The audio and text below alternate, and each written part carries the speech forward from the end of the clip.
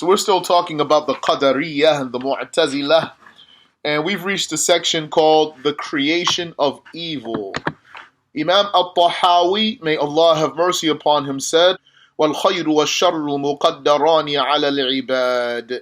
Good and evil are both ordained for the slaves. This is because Allah the Exalted is their creator, meaning the creator of good and evil. Both of them have been predestined as proven by the saying of Allah, وَخَلَقَ كُلَّ شَيْءٍ فَقَدَّرَهُ تَقْدِيرًا. He created everything and predestined it with a predestination. Our scholars had different expressions in this issue. Some said that in general we say that all existing things and all acts of the slaves are by the will of Allah, but we do not specifically say that Allah is the creator of ugly things, evil, and sins.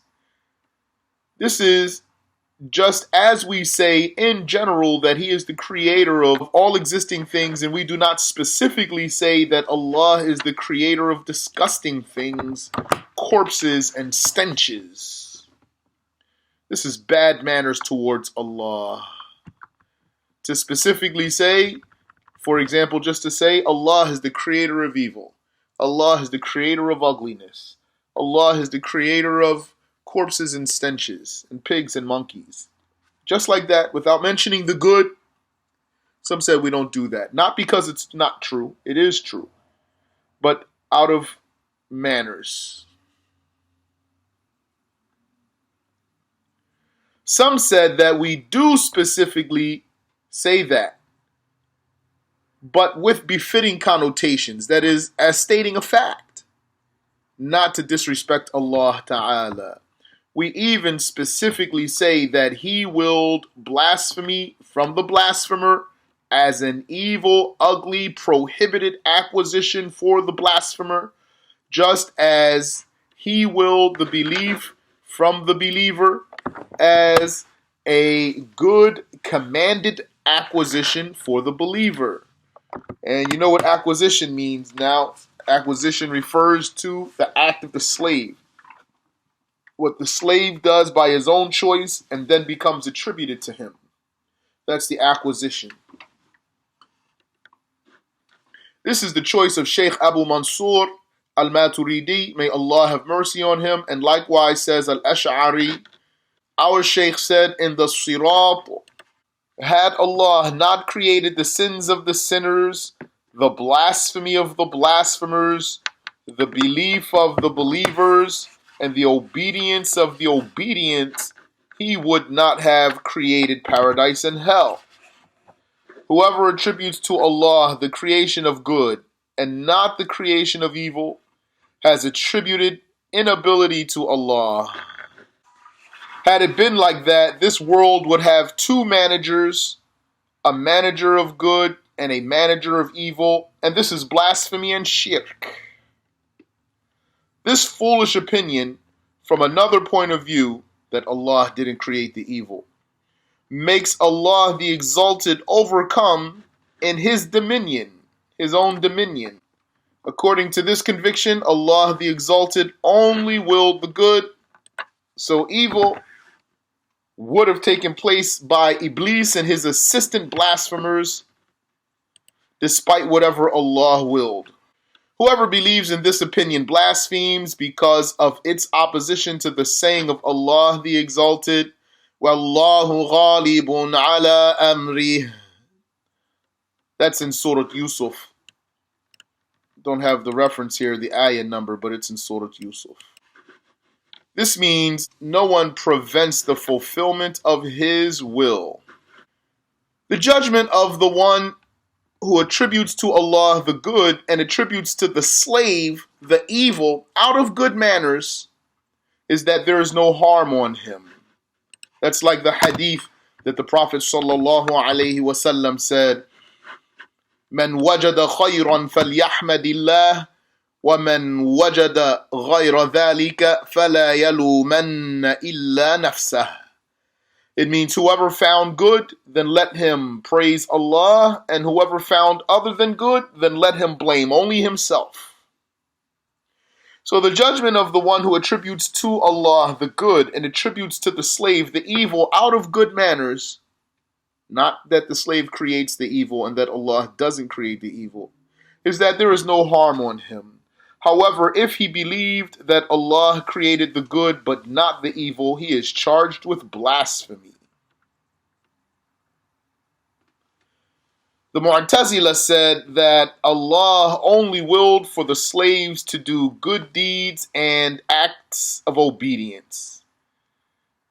They differed amongst themselves about whether or not Allah created the mubahat, permissible matters that are unrelated to reward or punishment.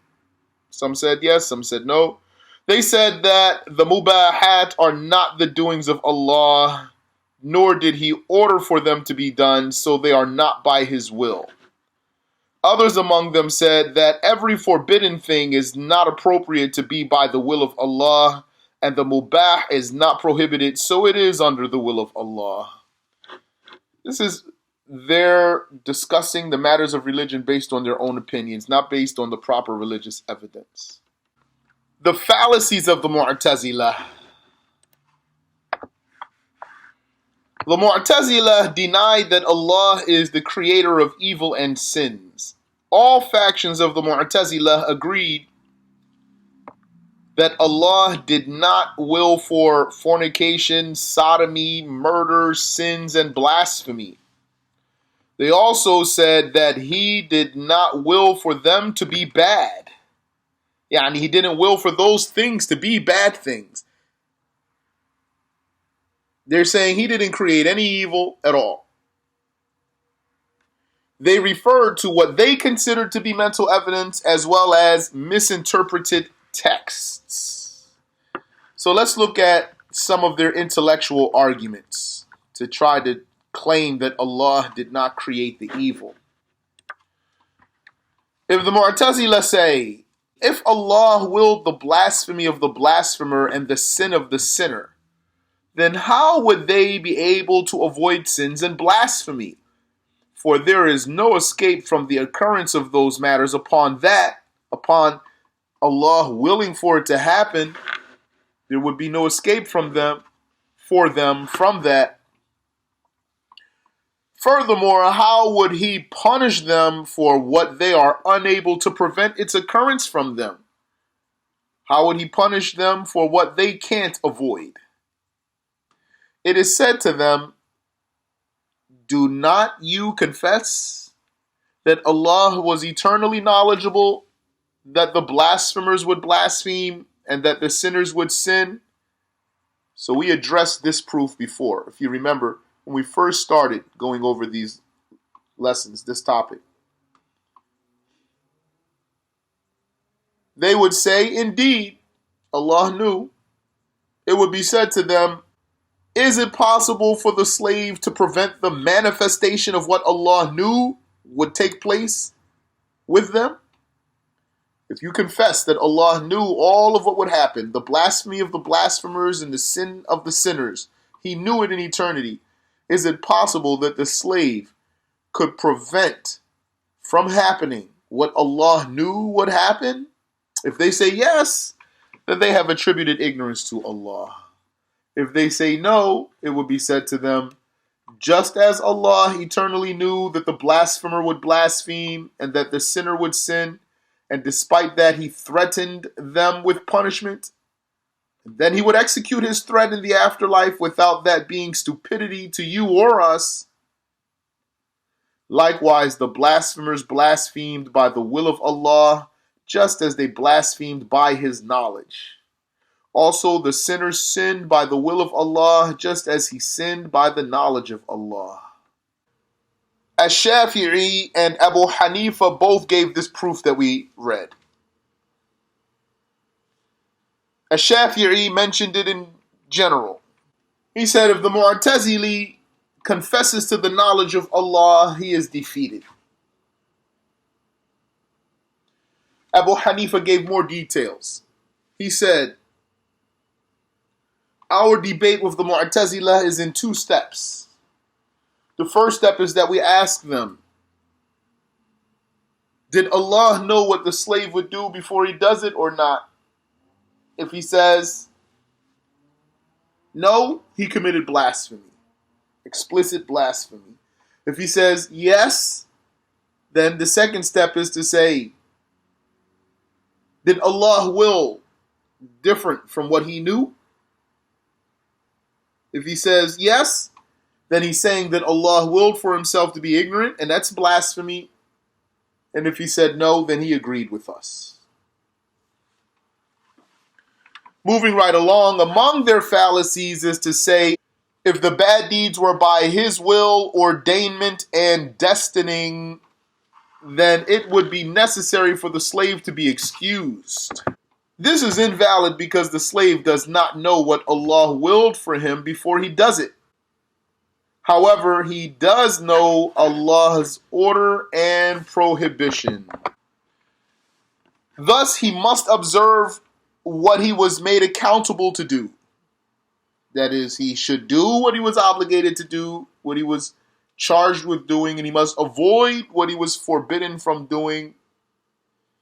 He must observe what he was made accountable to do. He has no excuse in the will, ordainment, and destining of Allah. Yani, you cannot use, or the slave cannot use the will of Allah and the destining of Allah as an excuse for his bad deeds. Why not? Because what is he going to say? What's the point here? The point is, according to the Mutazila, a person would simply be able to say, well, if Allah willed for me to do it, then there was no way out for me, so I should be excused. We say, no, there is no evidence in the will of Allah for you because you don't know what Allah willed. What you do know is what Allah commanded you. And so you are responsible to work according to your knowledge. Allah commanded you to do the acts of obedience and forbade you from doing the sins. This is what you know. You don't know that Allah willed for you to obey or He willed for you to disobey. Until you choose to obey or disobey, then once you chose it and you did it, obedience or disobedience, then you know what Allah willed. So, your excuse is not in the will of Allah. Rather, you are accountable for what you chose for yourself.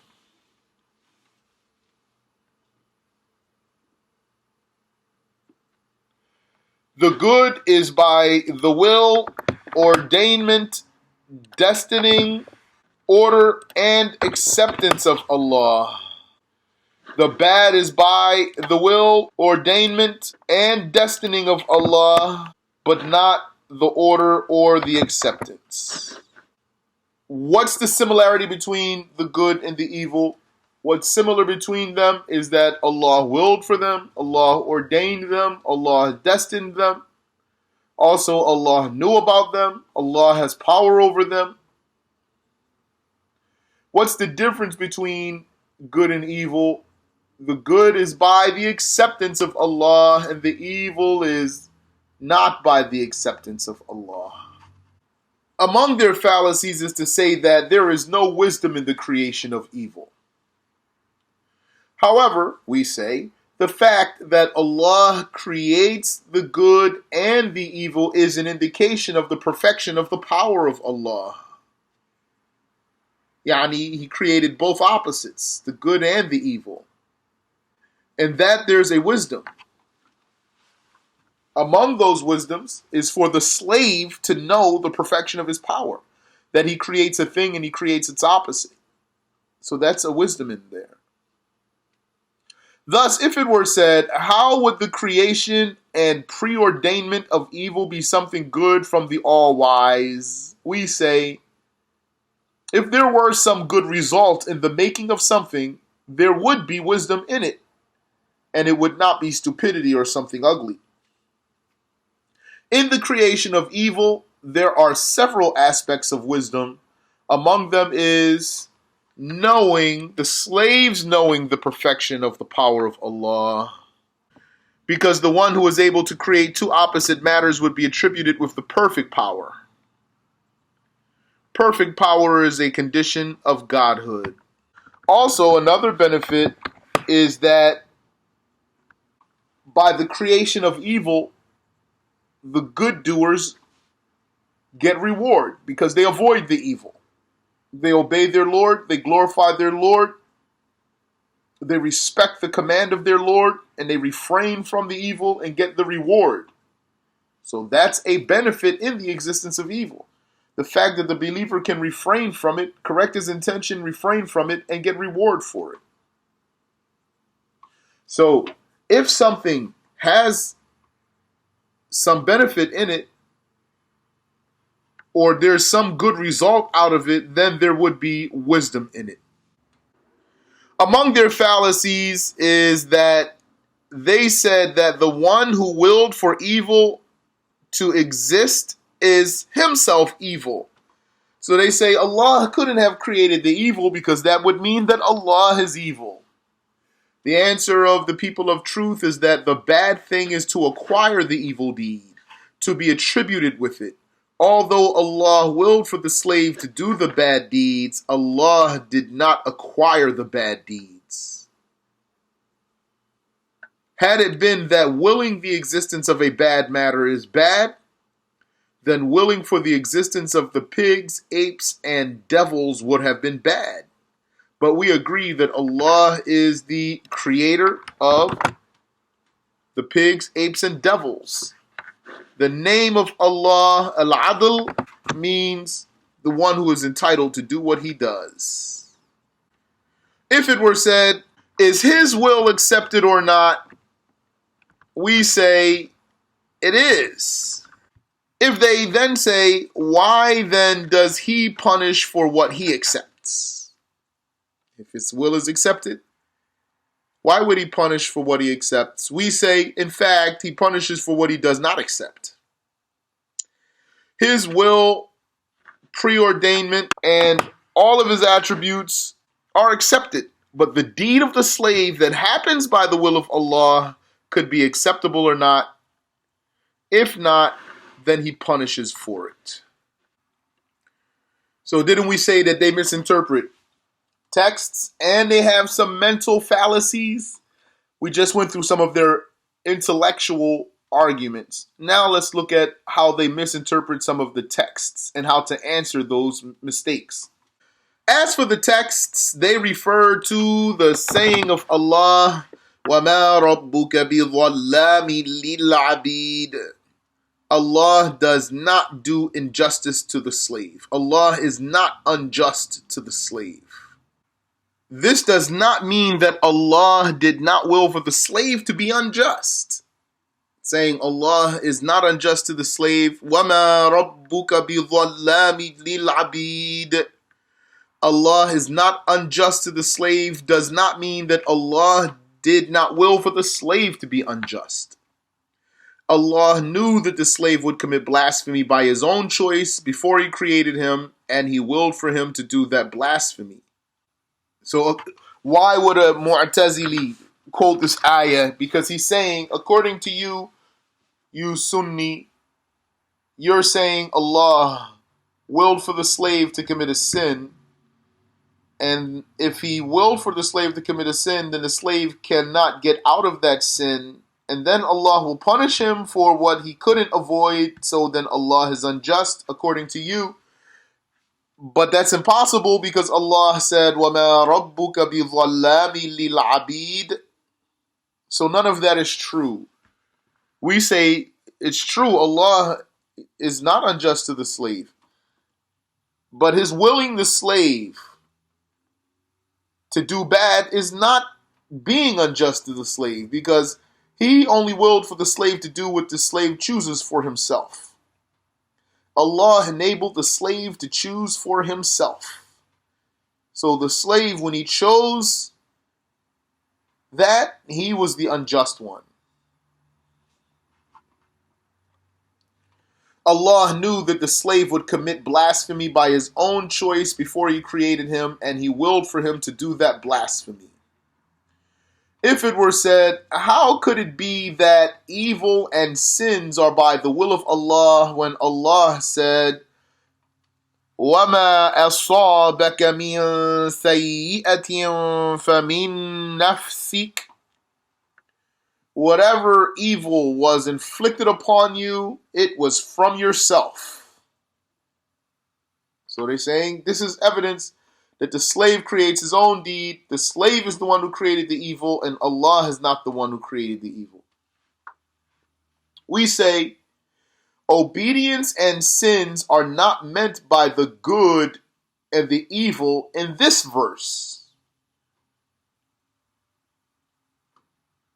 The hasana is mentioned, this verse of the Quran, it mentions the hasana, the good, and it mentions the sayyi'ah, the evil or the bad.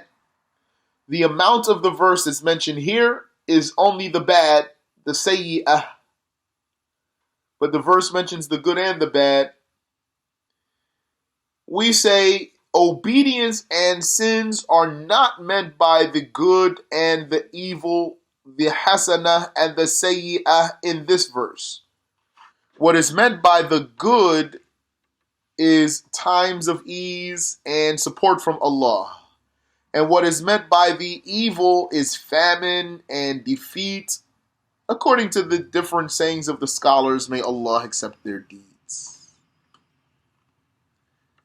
We furthermore say, clarifying the ayah, we say to them, don't you see that Allah said, وَمَا أَصَابَكَ, whatever was inflicted upon you, whatever hit you, and He did not say whatever good you have done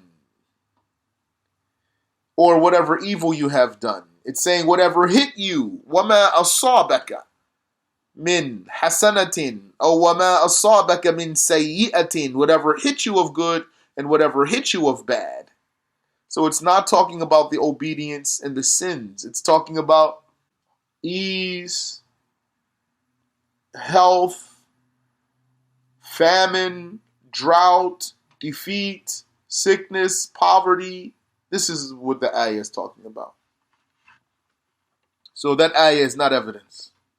Among their fallacies is that they say, how would the bad deeds be the creation of Allah when Allah said, الَّذِي أَحْسَنَ كُلَّ شَيْءٍ خَلَقَهُ, the one who perfected ahsana, everything He created. We say this means that He perfected the creation of things. He knows about their manners of being, whether good or bad, and they existed as He willed. It is said about whoever willed for something and it was as He willed, so and so perfected that thing. He did it well. So that's what the ayah is saying, that الَّذِي أَحْسَنَ كُلَّ شَيْءٍ خَلَقَهُ, it means the one who, everything that He created it well.